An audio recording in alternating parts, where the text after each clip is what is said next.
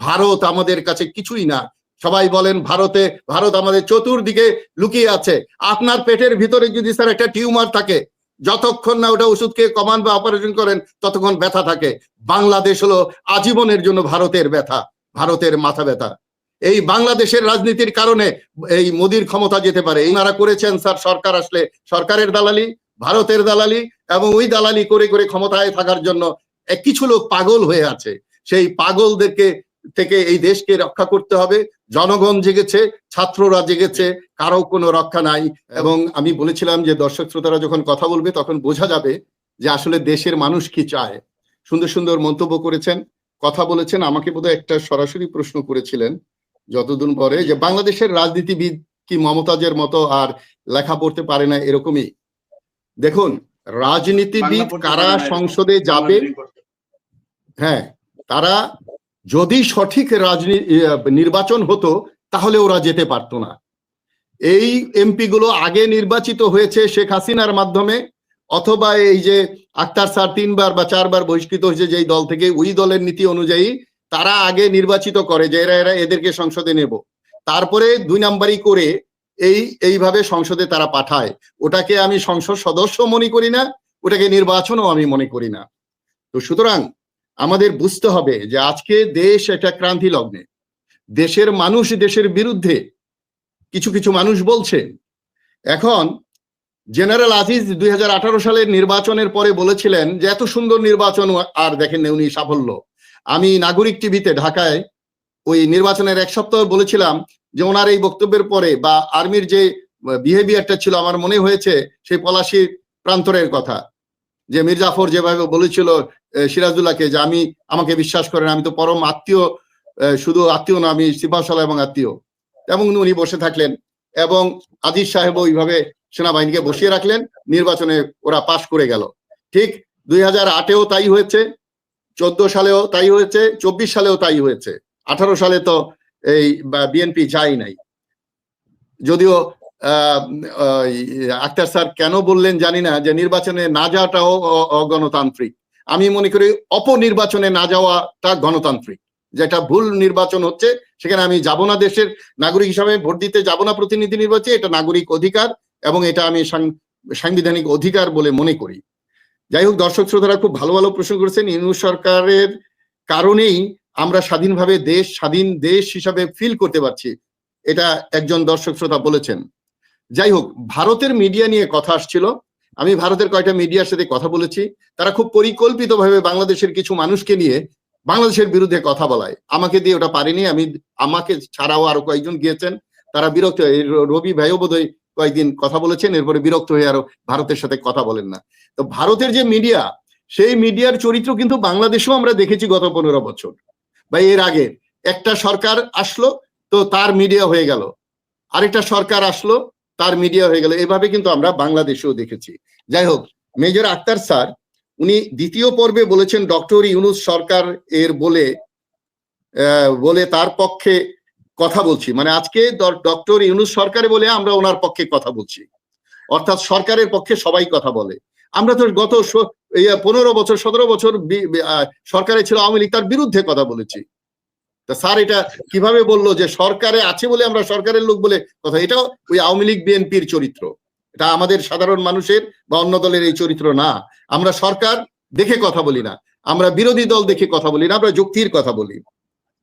উনি বলেছেন ইউনূস সাহেবকে তো ছাত্র বানিয়েছে, ছাত্ররা ওয়ান অফ দেম, শুধু ছাত্র বানায়নি। এটা একটা পরিস্থিতিতে উনি একবার বলেছেন, এটাকে ধরে ওনারা এটা বলেন, কিন্তু ছাত্ররা কিছু না, আন্দোলনের বড় অধিকার এখন বিএনপির মহাসচিবের কিন্তু এই ভাষ্য আছে যে ছাত্রদের এই আন্দোলনে আমরা জড়িত না, এটা ছাত্রদের আন্দোলন, আমরা এর মধ্যে সম্পৃক্ত না। আবার ওই ভাগটা নেওয়ার জন্য, মূলার ভাগটা নেওয়ার জন্য আবার এখন বলে যে আমরা ব্যানার ছাড়া, আমরা পরিচয় ছাড়া ছাত্রদের মূল শক্তি আমরা ছিলাম। এই প্রতারক রাজনীতিবিদদের থেকে বাংলাদেশকে মুক্ত করতে হবে। এই প্রতারণার মধ্য দিয়ে রাজনীতি করলে বাংলাদেশের এই যে সচেতন জনগণ যারা একটু এই কথা বললো, তারা আর এটা একসেপ্ট করবে না।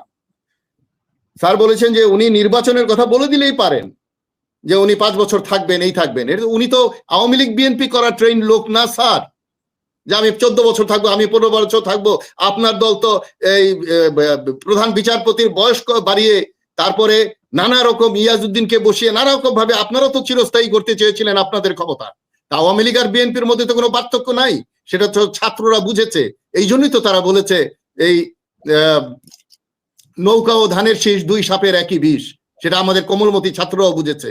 সুতরাং আপনারা যে আওয়ামী লীগের চেয়ে খুব ভালো রাজনীতি করেছেন তার প্রমাণ সাক্ষ্য রাখতে পারেন নাই স্যার, এটা আপনাদের ব্যর্থতা। আপনাদের 27 দল, এই 24-ও আপনারা নির্বাচনে গিয়েছেন, জিলাপি খাওয়া মানুষের কাছে ভোট নিতে চেয়েছেন, কিন্তু স্যার ব্যর্থহীন ভাষায় বলছি, অনেক দুঃখ নিয়ে বলছি, আপনি আমার সিনিয়র, আপনারা সংসদে যান, আপনারা মন্ত্রী হন, আমরা সংবিধানকে লঙ্ঘন করার জন্য শপথ করেন। যতবার আপনারা এমপি হয়েছেন, আপনার এমপি, আমরা আপনাকে এমপি বানাই, এমপিরা সরকার বানায়, প্রতিনিধিত্ব করে আপনার দলীয় ভাবে, তাহলে তারা শপথ নিলে আপনাদের শপথ নেওয়া হয় না? আপনারা তো ওই একই, আপনারা তো 70-এর ধারা অনুযায়ী তার বাইরে যেতে পারেন না। তার মানে সংবিধানের সাথে তো প্রত্যেকটা মানুষের লিঙ্ক আছে। এখন সংবিধানকে অস্বীকার করে বা এটা কার এগুলো বলে বিভ্রান্ত করে লাভ নাই, মানুষকে বিভ্রান্ত। আমি এখন পরিষ্কার কিছু কথা বলি নির্বাচন নিয়ে। আপনারা এখন তড়িঘড়ি 3 মাসের মধ্যে নির্বাচন দিতে হবে, বিপ্লবের 1 সপ্তাহ পরে আপনাদের মহাসচিব বলেছে, আর জয় বলেছিল এই 90 দিনের মধ্যে। পার্থক্য কোথায় আমি জানি না। জয় পরিষ্কার বলছে 90 দিনের মধ্যে নির্বাচন দিতে হবে, আপনারা বলেছিলেন 3 মাসের মধ্যে নির্বাচন দিতে হবে। আজকে আমি শুনেছি আপনার সচিব বলছে সংস্কার না করে নির্বাচন, বা সংস্কারের সাথে নির্বাচনের কোনো দ্বন্দ্ব নাই, আমরা কখনো বলছি না সংস্কার করব না, নির্বাচন, এগুলো বলছেন। আবার কখনো বলছেন নূতন সরকার এসে সংস্কার করবে। আমি আপনাকে ব্যর্থহীন ভাষায় বলতে চাই, শেষ করছি, যে সংস্কারবিহীন নির্বাচন, গণতন্ত্র যাবে নির্বাচন। এটা আমাদের দলের স্লোগান, সংস্কার পার্টির, যে সংস্কারবিহীন নির্বাচন যদি হয়, আগের মতোই 52 যাহা 53 হবে। আপনারা ওই রকম একটা নির্বাচনের আশায় আছেন। জনগণ আর যেন তেন নির্বাচন চায় না। আগামী নির্বাচন যদি ইউনূস সরকার টিকে যায়, তাহলে বিশ্বের শ্রেষ্ঠ নির্বাচন হবে। জনগণ মুক্ত মনের মানুষকে ভোট দিবে। যেন তেন মার্কা আনলে, ধানের শীষ, নৌকা, এইগুলো দেখে আর মানুষ ভোট দিবে না। মানুষ এগুলো বারবার ওইগুলো চুন খেয়ে মুখ পুড়ে ফেলেছে, এখন তারা দইয়ের সন্ধানে আছে। সুতরাং যে কোনো রাজনীতি, যেন তেন রাজনীতি, এই যে মাসুম ভাই খুব পরিষ্কার ভাবে বর্ণনা করেছেন, আপনারা যে রাজনীতি করছেন বা করেছেন, আমরা যে রাজনীতি করছিলাম, সেটা আসলে রাজনীতি নয়, তার নাম অপরাজনীতি, দোষারোপের রাজনীতি, হত্যার রাজনীতি। একজন এমপি হওয়ার জন্য আরেকজনকে কলকাতায় নিয়ে কিমা বানিয়ে টয়লেটে ফেলে দিতে হয়, সেই রাজনীতি স্যার আপনারা করেছেন। স্যার সরকার আসলে সরকারের দালালি, ভারতের দালালি, এবং ওই দালালি করে করে ক্ষমতায় থাকার জন্য কিছু লোক পাগল হয়ে আছে। সেই পাগলদেরকে থেকে এই দেশকে রক্ষা করতে হবে। জনগণ জেগেছে, ছাত্ররা জেগেছে, কারো কোনো রক্ষা নাই, এবং সশস্ত্র বাহিনীর সমর্থনে বাংলাদেশ এগিয়ে যাবে। ভারত আমাদের কাছে কিছুই না। সবাই বলেন ভারত আমাদের চতুর্দিকে লুকিয়ে আছে। আপনার পেটের ভিতরে যদি স্যার একটা টিউমার থাকে, যতক্ষণ না ওটা ওষুধ খেয়ে কমান বা অপারেশন করেন, ততক্ষণ ব্যথা থাকে। বাংলাদেশ হলো আজীবনের জন্য ভারতের ব্যথা, ভারতের মাথা ব্যথা। এই বাংলাদেশের রাজনীতির কারণে এই মোদির ক্ষমতা যেতে পারে, এই দলের ধ্বংস হতে পারে, ভারত ভেঙে চুরমার হতে পারে। কারণ অন্যায় বেশি দিন টিকে না, সত্য টিকে থাকে। জনগণের রাইট জনগণের হাতে ফিরে আসবে, এই কামনা করছি। এবং সুন্দর সুন্দর মন্তব্য, প্রশ্ন করার জন্য এই বাংলাদেশের মালিক জনগণকে ধন্যবাদ জানাচ্ছি। ধন্যবাদ।